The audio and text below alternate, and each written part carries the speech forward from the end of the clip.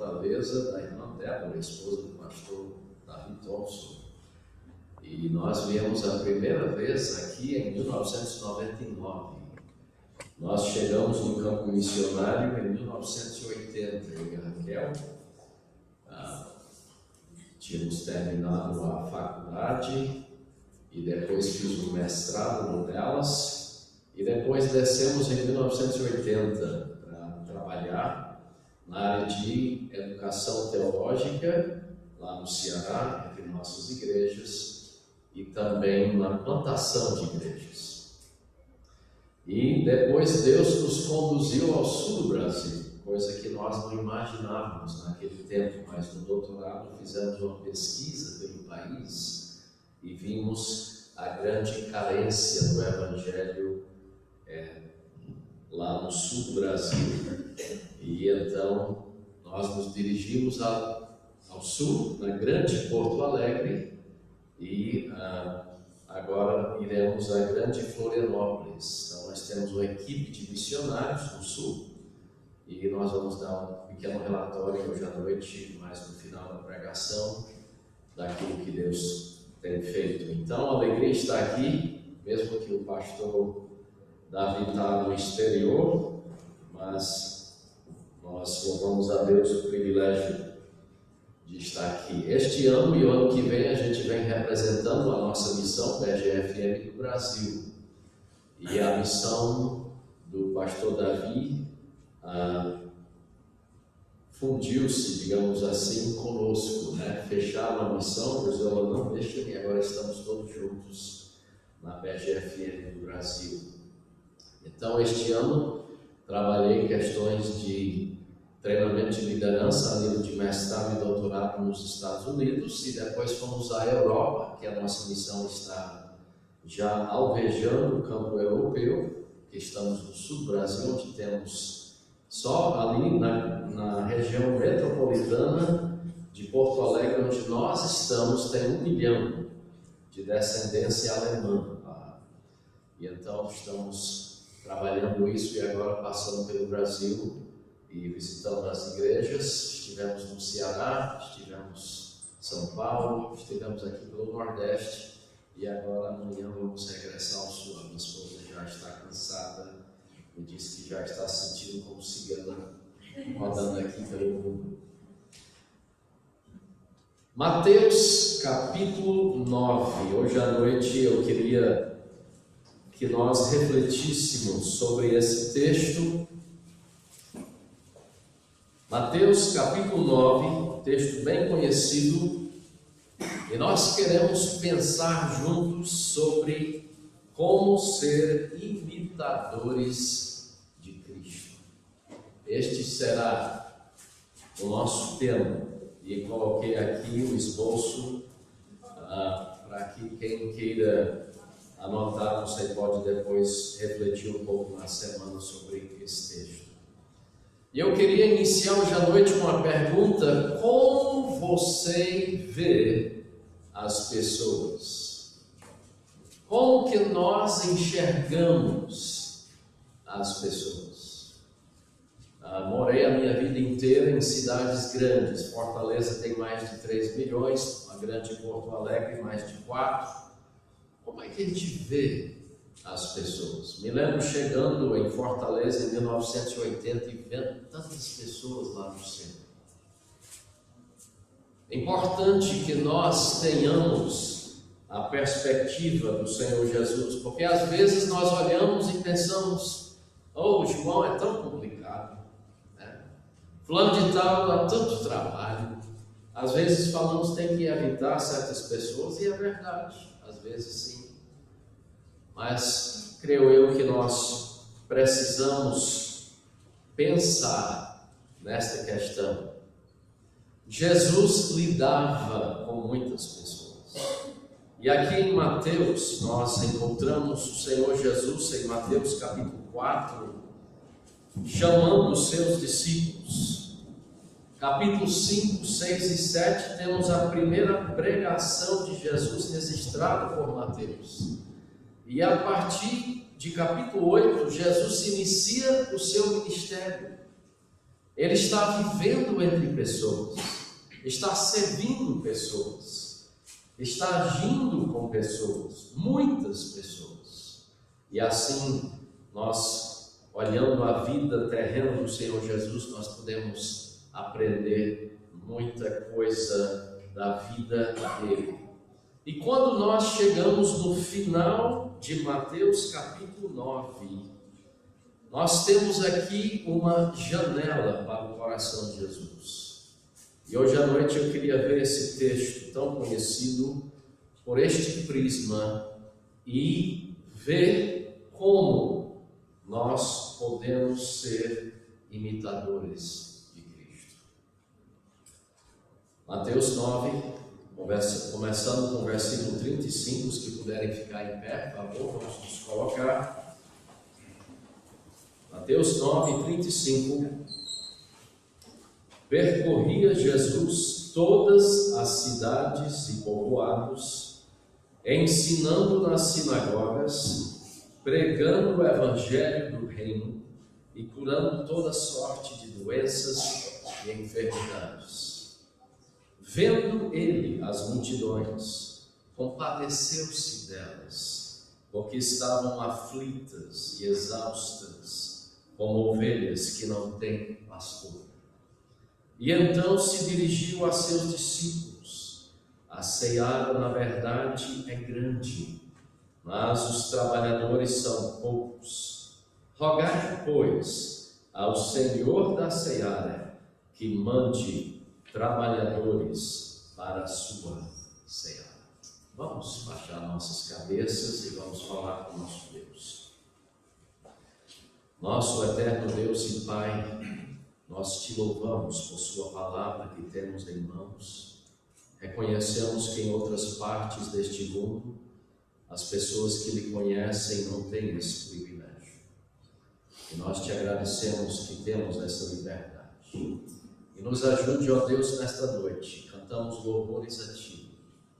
E agora nós queremos aprender da tua palavra. Que o Senhor nos ajude, ó Deus, a colocar de lado as preocupações, as ansiedades, os afazeres do dia a dia e concentrar nosso pensar na tua palavra. Que o Senhor fale, ó Deus, aos nossos corações, é o nosso pedido, em nome de Jesus. Amém. Pudeis sentar? Hoje à noite, então, nós queremos ver este assunto, como ser imitadores de Cristo, vendo três marcas, três verdades que muito me chamam a atenção nesse texto.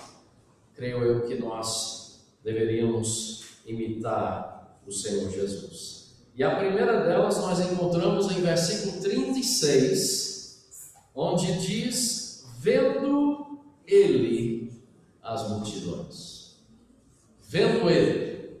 Então a primeira verdade que quero enfatizar aqui hoje à noite é que nós precisamos ter a visão de Cristo. Interessante como Cristo, a percepção de Cristo das pessoas. Ele tinha uma percepção extraordinária das pessoas.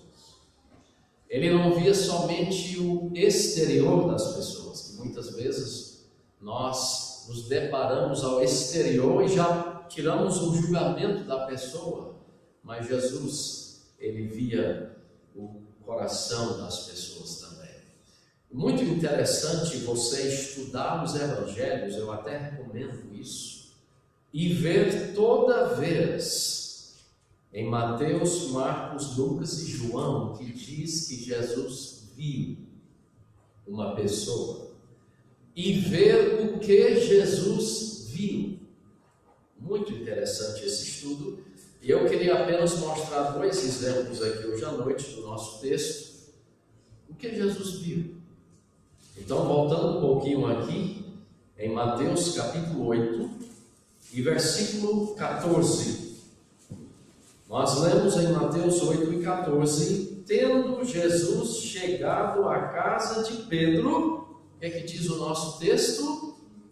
Viu a sogra deste acamada e ardendo em febre. Ele viu. Imagino eu os discípulos andando com Jesus, chegando nessa casa, entrando e vendo essa sogra de Pedro ardendo em febre, Jesus com uma pessoa tão importante, tendo uma agenda tão cheia para cumprir, tantas pessoas para ver.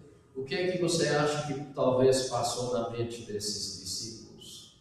Pelo menos se fosse na minha, seria assim: Jesus, tome muito cuidado. Não vá ficar muito perto dessa sogra de Pedro, porque se você pegar essa febre, isso é complicado. Talvez alguns de nós, em nossa cultura, temos até aquela ideia, né? Ou sogra para incomodar. Isso. Jesus chegando e a sogra incomodando a gente. Mas o que é que Jesus fez? Interessante. Em meio a todo esse pensar dos discípulos, creio eu, Jesus fez exatamente o que certamente alguns não queriam. Ele diz em verso 15, Jesus tomou-a pela mão. Pensou? A mulher ardendo em febre. E Jesus foi lá, e nós vamos ver reiteradas vezes nos evangelhos, quando Jesus vê uma pessoa, ele toca a pessoa. E aqui nós lemos que Jesus tomou-a pela mão e a febre a deixou, e ela se levantou e passou a servir. Jesus viu uma senhora necessitada. Outros talvez viram uma senhora que estava atrapalhando o dia, mas Jesus viu a necessidade desta senhora. Um segundo exemplo, capítulo 9, versículo 9. Partindo Jesus dali, o que é que o nosso texto diz? Viu um homem chamado Mateus, sentado na coletoria, e disse-lhe: segue-me. E esse se levantou, ele se levantou e o seguiu. Agora, Mateus era um coletor de impostos. Mateus era considerado um traidor pelos judeus. Seria como a Argentina invadiu o Brasil e um de nós aqui seríamos a pessoa responsável em Vitória da Conquista de coletar os impostos. E Mateus sempre tinha um pouquinho a mais que botava provavelmente no bolso. Era uma pessoa desprezada e odiada pela sociedade judaica. Interessante, creio eu, que os apóstolos, discípulos andando com Jesus, imagino eu se eu tivesse ali, chegando ali, vendo Mateus ali, o que é que eu estaria pensando? Mateus, Jesus, vamos rapidamente passar aqui, vamos. Essa pessoa não merece nenhuma atenção nossa. Mas interessante o que aconteceu. Jesus viu este homem, desprezado pelas pessoas, esquecido, mas Jesus viu que este homem poderia ser transformado pelo seu poder e a sua graça. Não que esse homem tivesse valor em si, mas Jesus sabia o valor deste homem, uma vez que ele transformaria esta vida. Interessante, porque se nós paramos para refletir, este homem que Jesus chamou, um homem odiado, as pessoas não queriam nada com ele, ele se tornou um dos discípulos de Jesus. Os outros viram alguém esquecido, nós não queremos nada com ele, é um traidor, e Jesus viu um discípulo. E mais do que isso, um dos 4 homens que escreveu sobre a vida de Jesus tem que nome? Mateus. Deus deu o privilégio a esse homem de escrever um dos evangelhos. Pensou? E Mateus aqui está escrevendo isso, né? Voltando atrás, eu creio que ele nunca esqueceu. Jesus viu um homem desprezado, mas Jesus viu o discípulo. Jesus viu o escritor da própria palavra de Deus. Isso me faz pensar como é a nossa visão. O que é que nós estamos vendo? Será que nós estamos enxergando as pessoas que Deus coloca em nosso caminho? Eu confesso para vocês que levou alguns anos. Eram tantas pessoas carentes que eu vi em Fortaleza que eu não conseguia refletir bem. Aí eu comecei a cada dia, no final do dia, a pensar sobre as pessoas que Deus colocou na minha vida naquele dia, para me ajudar a ver as oportunidades. Porque muitas vezes Deus trazia uma oportunidade e eu não enxergava. A minha vista espiritual tão míope. A gente muitas vezes só vê o eu. Os meus planos, os meus alvos, minha família, o meu trabalho. Jesus teve uma visão interessante, ele viu as pessoas. E creio eu que se nós desejamos ser imitadores de Cristo, nós precisamos ter a visão de Cristo. Ver as pessoas como Ele as vê. Andando esse ano por várias partes do mundo, eu já em outros tempos vi situações. O que é que a gente está vendo? Será que nós estamos tendo essa percepção do Senhor Jesus? A segunda coisa que me chama a atenção, voltando ao nosso texto em Mateus capítulo 9, além de termos a visão de Jesus, Mateus aqui, abrindo essa janela para o coração de Cristo, eu vejo mais outra coisa: precisamos ter a compaixão de Jesus. Verso 36, Mateus 9, vendo ele as multidões, o que é que diz? Compadeceu-se delas, porque estavam aflitas e exaustas, como ovelhas que não têm pastor. Jesus não somente via as pessoas, mas ele também se importava com as pessoas. Ele se importava pelo que se passava na vida das pessoas. Ele se condoía profundamente com a situação das pessoas. Por que Jesus teve compaixão? O nosso texto aqui, Mateus registra. Por quê? Verso 36, porque estavam aflitas, exaustas, como ovelhas que não têm pastor. Você já viu pessoas em grande aflição? Eu já. Você já presenciou pessoas exaustas na vida? Muitas vezes eu tenho tido pessoas chegar a mim: pastor, estou cansado. Eu não consigo, eu olho para todo lado e eu não consigo ver saída mais na minha vida. Estou em grande aflição, estou exausto. E Mateus, ele registra isso de Jesus. Ele viu um Cristo que via as multidões, um Cristo que se compadecia delas, um Cristo que via a aflição das pessoas. E muitas vezes nós temos pessoas ao nosso redor que estão vivendo dessa forma. Pensando na compaixão de Jesus, outro estudo que recomendo a vocês, olhe toda vez em Mateus, Marcos, Lucas e João que diz que Jesus se compadeceu.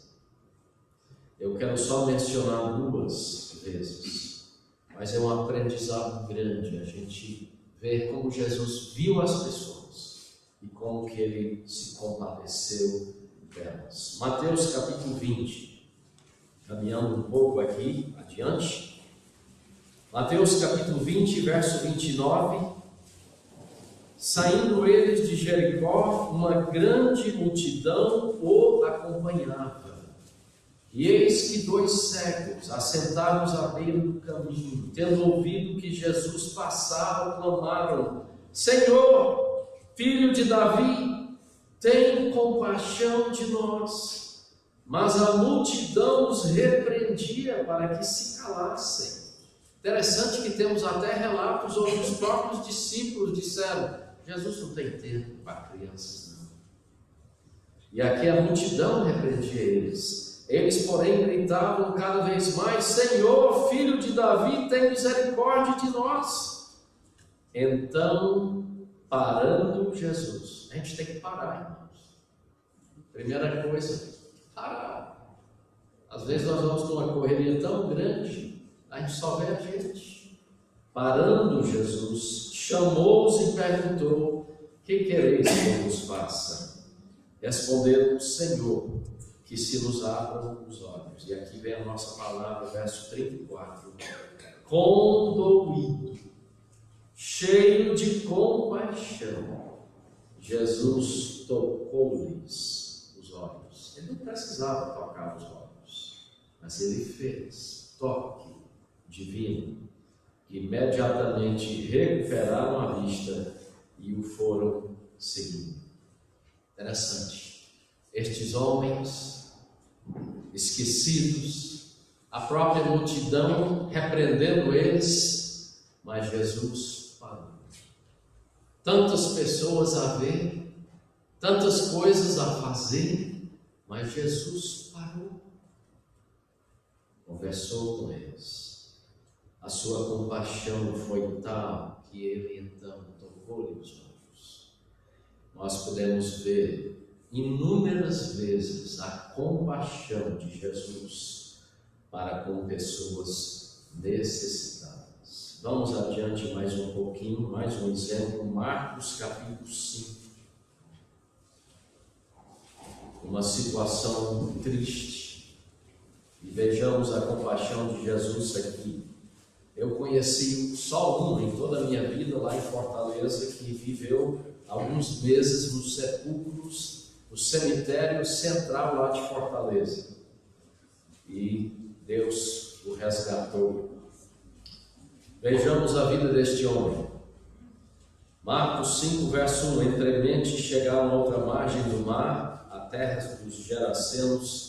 Ao desembarcar, logo veio dos sepulcros ao seu encontro um homem possesso de espírito imundo, o qual vivia nos sepulcros, e nem mesmo com cadeias alguém podia prendê-lo, porque tendo sido muitas vezes preso com grilhões e cadeias, as cadeias foram quebradas por ele, os grilhões despedaçados, e ninguém podia subjugá-lo.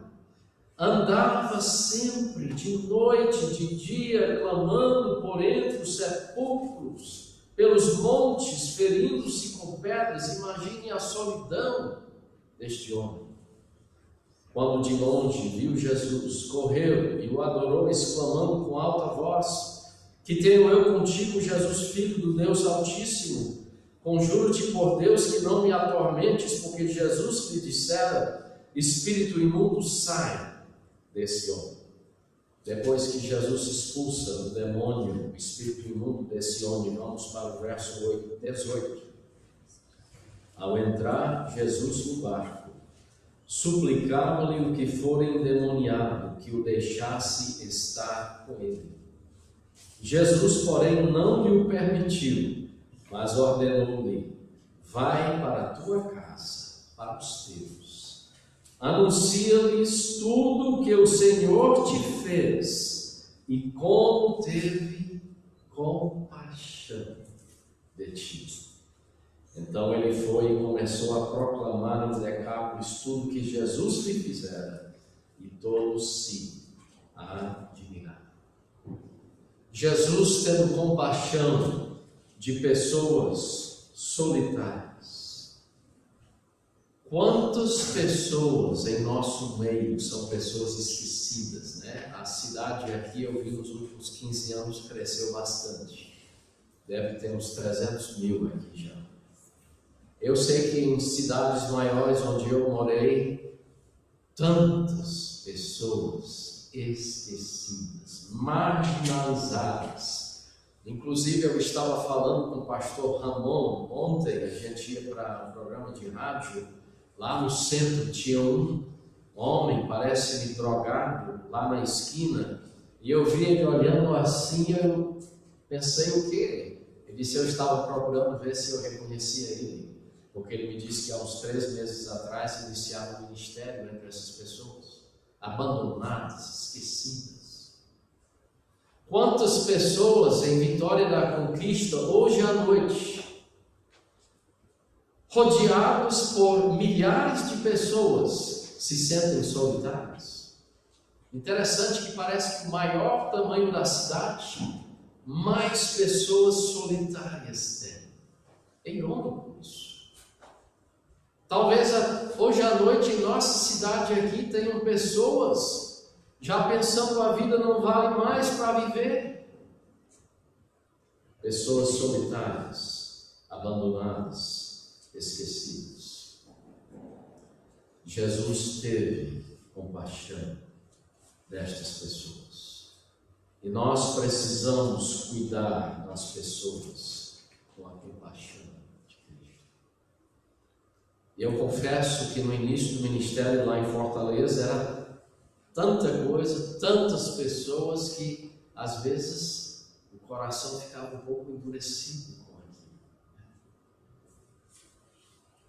Será que nós estamos aproveitando as oportunidades que Deus tem nos dado? Será que a gente consegue ver além do eu, os meus planos, alvos? Será que a gente consegue ver pessoas que Deus coloca em nossa vida?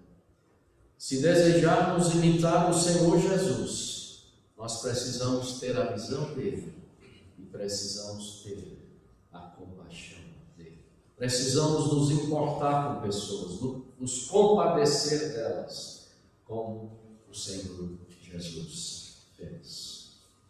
E mais uma verdade, voltando a Mateus capítulo 9, se nós vamos ser verdadeiros imitadores de Cristo, além de termos a visão dele, a compaixão dele, nós precisamos abraçar o desafio dele. E nós queremos ver aqui, nesse texto, Jesus lança um duplo desafio aos seus discípulos, aos seus seguidores. Primeira coisa, ele desafia os seus seguidores a orar. Versículo 38, ele diz, rogai, pois, ao Senhor da ceia.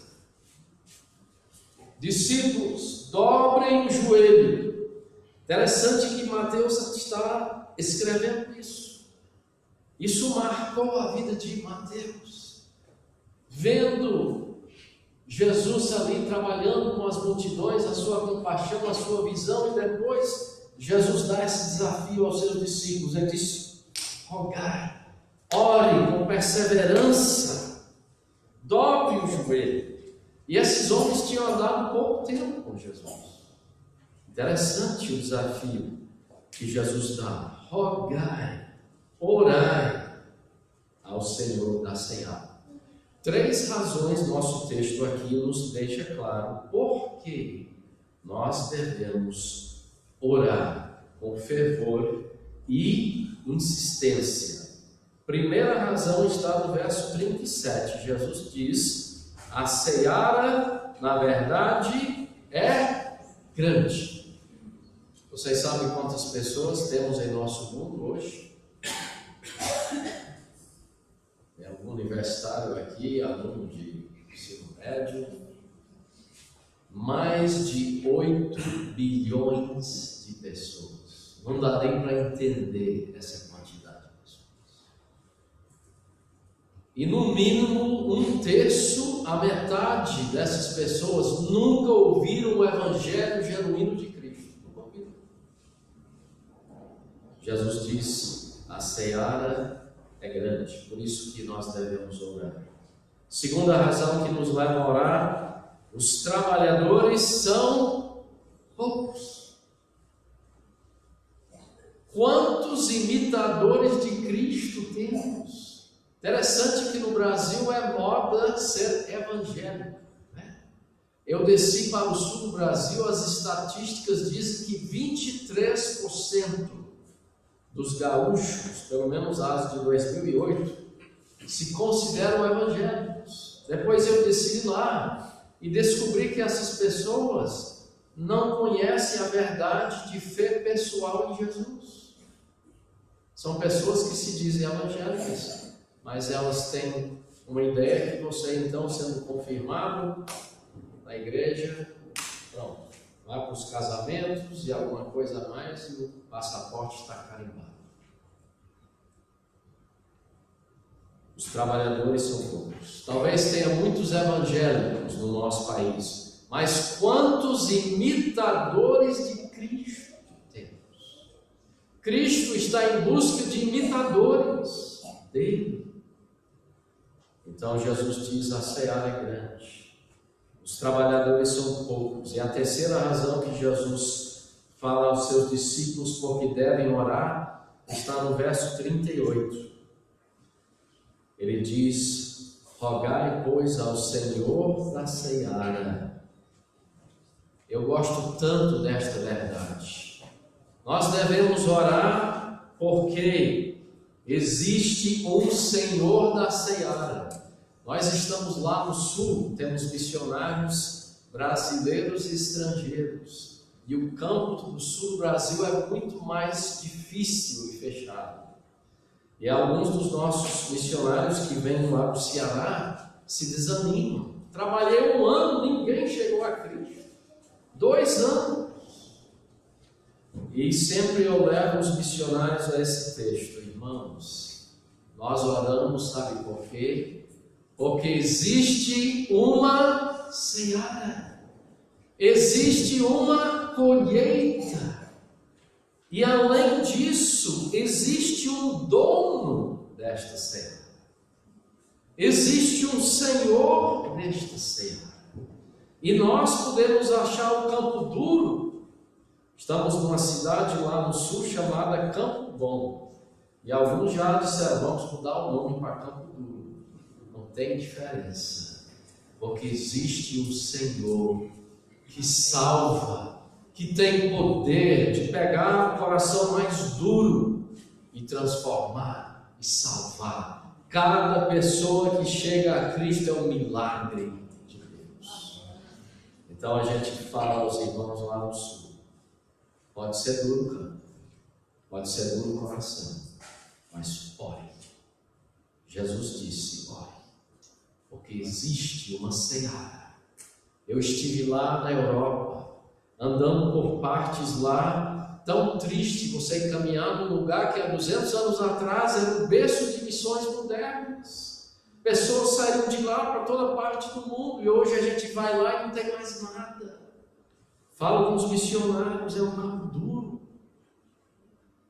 E eu digo para eles a mesma coisa: existe uma seara, existe um Senhor. Tenho amigos meus missionários em países muçulmanos, trabalham 20 anos sem ver frutos assim visíveis, mas Deus está trabalhando e nós precisamos ser fiéis. Então Jesus aqui desafia os seus discípulos a orar, e a segunda metade desse desafio, não somente a orar, mas também a participar, a falar. Vocês sabem uma coisa? Quando a gente começa a orar sobre alguma coisa, o que pode acontecer?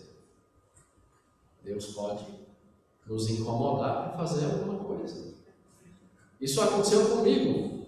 A gente orava por pessoas da nossa missão descerem de Fortaleza. Eu dirigia o seminário lá, eu era pastor, plantador de igrejas lá, e eu falava para todo mundo: precisamos descer para o sul. Mas eu pensando, eu já tenho 50 anos de idade, já tenho meio século de vida, me sinto como Abraão, Raquel como Sara, deixe os mais novos ir.